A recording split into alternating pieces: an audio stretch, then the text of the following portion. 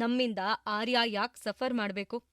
ಯೋಚ್ನೆ ಮಾಡು ಅಂತ ಸಂಗಮ್ ಮತ್ತೆ ಇಂಚರಾನ ಕನ್ವಿನ್ಸ್ ಮಾಡೋಕೆ ಟ್ರೈ ಮಾಡ್ದ. ಈ ಸಲ ಮಾತ್ರ ಆರ್ಯನ್ನ ಬಿಟ್ಕೊಡೋಕೆ ಅವನಿಗೆ ಇಷ್ಟ ಇರ್ಲಿಲ್ಲ. ಅಕಸ್ಮಾತ್ ಎಲ್ಲದೂ ಅವನ್ ಕೈಲಿದ್ದಿದ್ರೆ ಅವನ್ ಯಾರ್ನೂ ಕೇಳ್ತಾ ಇರ್ಲಿಲ್ಲ. ಅವನಿಗ್ ಸರಿ ಅನ್ಸಿದ್ದೇ ಮಾಡ್ತಿದ್ದ. ಆದ್ರೆ ಆರ್ಯ ಇವಾಗ ಇಂಚರ ರೆಸ್ಪಾನ್ಸಿಬಿಲಿಟಿ. ಈಗ ಯಾವುದೇ ಡಿಸಿಷನ್ ತಗೊಳ್ಬೇಕು ಅಂದ್ರೂ ಅವಳ ಒಪ್ಪಿಗೆ ತುಂಬಾ ಮುಖ್ಯ ಆಗಿತ್ತು. ನಿನ್ ಹಠ ಬಿಟ್ಟು ಸ್ವಲ್ಪ ಯೋಚ್ನೆ ಮಾಡು ಇಂಚರ. ಆರ್ಯಂಗಿಂತ ನಿನಗೆ ನಿನ್ ಹಠ ಈಗೋನೇ ಇಂಪಾರ್ಟೆಂಟಾ? ಸಂಗಮ್ ಈಗ ಸ್ವಲ್ಪ ವಾಯ್ಸ್ ರೇಸ್ ಮಾಡ್ದ. ಅವನ್ ಎಷ್ಟ್ ಹೇಳಿದ್ರೂ ಇಂಚರ ಕೇಳ್ದೆ ಇರೋದನ್ನ ನೋಡಿ ಅವನ್ ಪೇಷನ್ಸ್ ಕಳ್ಕೊಳ್ತಿದ್ದ. ನೋಡಿ ಸಂಗಮ್, ನನಗೆ ನಿಮ್ ಜೊತೆ ಇದ್ರ ಬಗ್ಗೆ ಆರ್ಗ್ಯೂ ಮಾಡೋಕೆ ಇಷ್ಟ ಇಲ್ಲ. I am tired. ನಿಮ್ ಜೊತೆ ಫೈಟ್ ಮಾಡಿ, ನನ್ನ ಫ್ಯಾಮಿಲಿ ಜೊತೆ ಫೈಟ್ ಮಾಡಿ, ಮಯೂರ್ ಜೊತೆ ಫೈಟ್ ಮಾಡಿ ನನಗಾಗ್ತಾ ಇಲ್ಲ. ಇಂಚರ ತನ್ನೊಳಗಿದ್ದ ಫೀಲಿಂಗ್ಸನ್ನೆಲ್ಲ ಹೇಳ್ಕೊಳ್ಳೋಕೆ ಶುರು ಮಾಡಿದ್ಲು. ತುಂಬಾ ವರ್ಷದಿಂದ ನಾನು ಎಲ್ಲರ ಜೊತೆ ಫೈಟ್ ಮಾಡ್ತಿದ್ದೀನಿ. ಮೊದ್ಲಿಗೆ ನನ್ನ ಫ್ಯಾಮಿಲಿ ಮುಂದೆ ನನ್ನನ್ನು ನಾನು ಪ್ರೂವ್ ಮಾಡ್ಕೊಳ್ಳೋಕೆ, ಆಮೇಲೆ ಆರ್ಯನ್ನ ಈ ಪ್ರಪಂಚದ ಮುಂದೆ ತಗೊಂಡ್ಬರೋಕೆ ಪ್ರತಿದಿನಾನು ಫೈಟ್ ಮಾಡ್ತಿದ್ದೀನಿ. ನನಗ್ ಯಾವಾಗ ತುಂಬಾ ಬೇಕಾಗಿದ್ರು ಆಗ್ಲೇ ನನ್ನ ಫ್ಯಾಮಿಲಿಯವರು ಕೂಡ ನನ್ನನ್ನ ಕಟ್ ಹಾಕಿದ್ರು. ನಾನು ಬದುಕಿದಿನೋ ಇಲ್ವೋ ಅಂತ ತಿಳ್ಕೊಳ್ಳೋ ಅವಶ್ಯಕತೆ ಅವ್ರಿಗಿರ್ಲಿಲ್ಲ. ಅದಕ್ಕೆ ನನಗೇನೇನ್ ಬೇಕೋ ಎಲ್ಲದನ್ನೂ ಎಲಿಮಿನೇಟ್ ಮಾಡಿದ್ದೀನಿ. ನನಗೆ ಇವಾಗ ಯಾರೂ ಬೇಡ. ನನ್ನ ಒಬ್ಬರ ಜೊತೆ ಅಟ್ಯಾಚ್ ಆಗಿ ಅವ್ರಿಗೆ ಬೇಕಾದಂಗಿದ್ದು ತುಂಬಾ ಸಫರ್ ಮಾಡಿದ್ದೀನಿ. ಇದು ನನ್ನ ಜೀವನದ ದೊಡ್ಡ ಪಾಠ. ಆ್ಯಂಡ್ ನನ್ನ ಮಗ ಇದನ್ನೆಲ್ಲ ಸಫರ್ ಮಾಡೋದು ನನಗಿಷ್ಟ ಇಲ್ಲ. ಅದಕ್ಕೆ ಅವನು ನಂತರ ಇಂಡಿಪೆಂಡೆಂಟ್ ಆಗಿರ್ಬೇಕು ಅಂತ ಆಸೆ ಪಟ್ಟೆ. ಯಾಕೆ ಅಂದ್ರೆ ನೀವು ಒಂದ್ಸಲ ಯಾರ ಜೊತೆ ಆದ್ರೂ ಎಮೋಷನಲಿ ಕನೆಕ್ಟ್ ಆದ್ರೆ ಅದು ನಿಮ್ ವೀಕ್ನೆಸ್ ಆಗತ್ತೆ. ಅದಕ್ಕೆ ಅನ್ಸತ್ತೆ ಆರ್ಯ ನಿಮ್ ಜೊತೆ ಕ್ಲೋಸ್ ಆಗಿರೋದಾಗ್ಲಿ ಅಟ್ಯಾಚ್ ಆಗೋದಾಗ್ಲಿ ನನಗೆ ಇಷ್ಟ ಇರ್ಲಿಲ್ಲ. ಆದ್ರೆ ನಾನು ಎಷ್ಟೇ ಟ್ರೈ ಮಾಡಿದ್ರೂ ನಿಮ್ಮ ಮತ್ತೆ ಆರ್ಯನ್ನ ದೂರ ಮಾಡೋಕ್ಕಾಗಲ್ಲ. ನಿಮ್ಮ ಅವನ ಮಧ್ಯೆ ಇರೋ ಬಾಂಡ್ ಎಷ್ಟು ಸ್ಪೆಷಲ್ ಅನ್ನೋದನ್ನ ನೋಡಿ ನಾನದನ್ನ ರೆಸ್ಪೆಕ್ಟ್ ಮಾಡೋಕೆ ಸ್ಟಾರ್ಟ್ ಮಾಡ್ದೆ. ಟ್ರಸ್ಟ್ ಮೀ, ಈ ವಿಷಯದಲ್ಲಿ ಆರ್ಯನ್ನ ನಾನು ನೋಡ್ಕೋತೀನಿ. ನಿಮ್ಮ ಅವಶ್ಯಕತೆ ಇದ್ದಾಗ ಖಂಡಿತ ಹೇಳ್ತೀನಿ. ಇಂಚರ ಇದನ್ನೆಲ್ಲ ಹೇಳ್ಬೇಕಾದ್ರೆ ಅವಳ ಕಣ್ಣಲ್ಲಿ ನೀರು ತುಂಬಿತ್ತು. ಅವಳ ಕೆನ್ನೆ ಮೇಲೆ ಕಣ್ಣೀರ್ ಜಾರಿದ್ದು ಅವಳಿಗೆ ಗೊತ್ತಾಗ್ಲಿಲ್ಲ. ಸಂಗಮ್ ಏನೂ ಹೇಳ್ದೆ ಸುಮ್ನೆ ಕೇಳ್ತಿದ್ದ. ಫಸ್ಟ್ ಟೈಮ್ ಸಂಗಮ್ ಅವಳನ್ನ ಈ ತರ ನೋಡ್ತಿದ್ದ.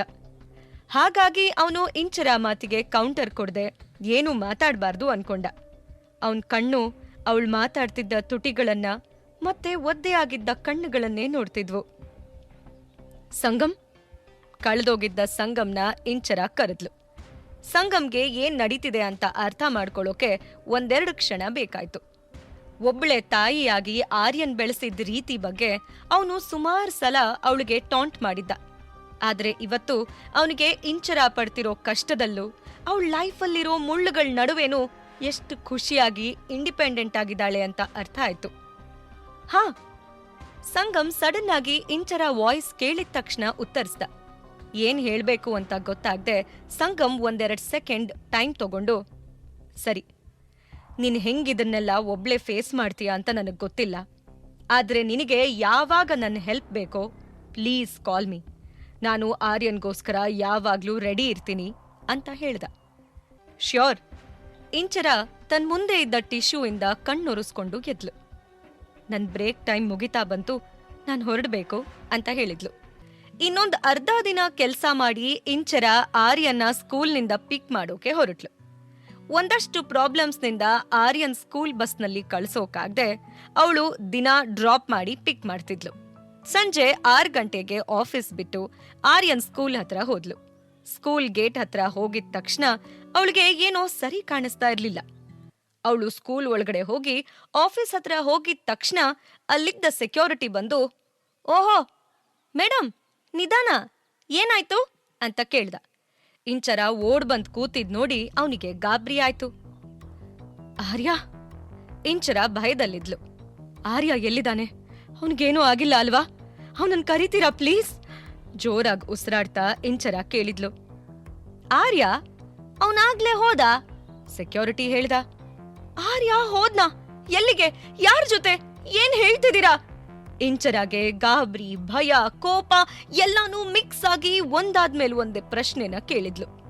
ಸೆಕ್ಯೂರಿಟಿ ಕನ್ಫ್ಯೂಸ್ ಆಗಿ, ಅವ್ರ ತಾತ ಫೋನ್ ಮಾಡಿದ್ರು, ನಿಮ್ ಮನೇಲಿ ಯಾವ್ದೋ ಫಂಕ್ಷನ್ ಇದೆ, ನೀವು ಬೇಗ ಬರಕ್ಕಾಗ್ಲಿಲ್ಲ ಅಂದ್ರೆ ಬೇರೆಯವ್ರ ಜೊತೆ ಕಳಿಸಿ ಅಂತ ಹೇಳಿದ್ರು ಅಂದ. ಏನ್ ಕತೆ ಹೇಳ್ತಿದ್ದೀರಾ? ಯಾರನ್ ಕೇಳಿ ಆರ್ಯನ್ನ ಅವ್ರ ಜೊತೆ ಕಳಿಸ್ಕೊಟ್ರಿ? ನನ್ನ ಬಿಟ್ಟು ಆರ್ಯನ್ನ ಯಾರ ಜೊತೆಗೂ ಕಳಿಸ್ಬೇಡಿ ಅಂತ ನಾನ್ ಪರ್ಸ್ನಲಿ ಕೇಳ್ಕೊಂಡಿದ್ದೆ. ಆದ್ರೂ ಇಷ್ಟು ದೊಡ್ಡ ತಪ್ಪನ್ನ ನೀವ್ ಹೇಗ್ ಮಾಡ್ತೀರಾ? ಇಂಚರ ಕೂಗೋಕ್ ಶುರು ಮಾಡಿದ್ಲು. ಮೇಡಮ್, ನನಗ್ ಮುಂಚೆನೆ ಆ ಫೋನ್ನಲ್ಲಿ ನೀವ್ ಇರ್ಲಿಲ್ಲ ಅಂತ ಗೊತ್ತಿದ್ದಿದ್ರೆ ನಾನ್ ಆರ್ಯನ್ನ ಯಾರೋ ಗೊತ್ತಿಲ್ದೇ ಇರೋರ್ ಜೊತೆ ಕಳಿಸ್ಕೊಡ್ತಾ ಇರ್ಲಿಲ್ಲ ಅಂತ ಸೆಕ್ಯೂರಿಟಿ ತಲೆ ಕೆಡಿಸ್ಕೊಂಡು ಹೇಳ್ದ. ಅವ್ರಿಲ್ಲಿಂದ ಹೋಗಿ ಎಷ್ಟೊತ್ತಾಯ್ತು? ಯಾವ ಕಡೆ ಹೋದ್ರು? ಏನಾದ್ರೂ ನೆನ್ಪಿದ್ಯಾ? ಅವ್ರ ವೆಹಿಕಲ್ ನಂಬರ್ ಏನಾದ್ರು? ಪ್ಲೀಸ್ ಹೇಳಿ, ಇಂಚರ ಗಾಬ್ರಿಲ್ ಕೇಳಿದ್ಲು. ಸಾರಿ ಮೇಡಮ್, ನಾನು ಇಲ್ಲೇ ನಿಂತಿದ್ದೆ. ನಾನು ಅವ್ರ ಕಾರ್ ನೋಡೋಕೋ ಹೊರಗಡೆ ಹೋಗ್ಲಿಲ್ಲ.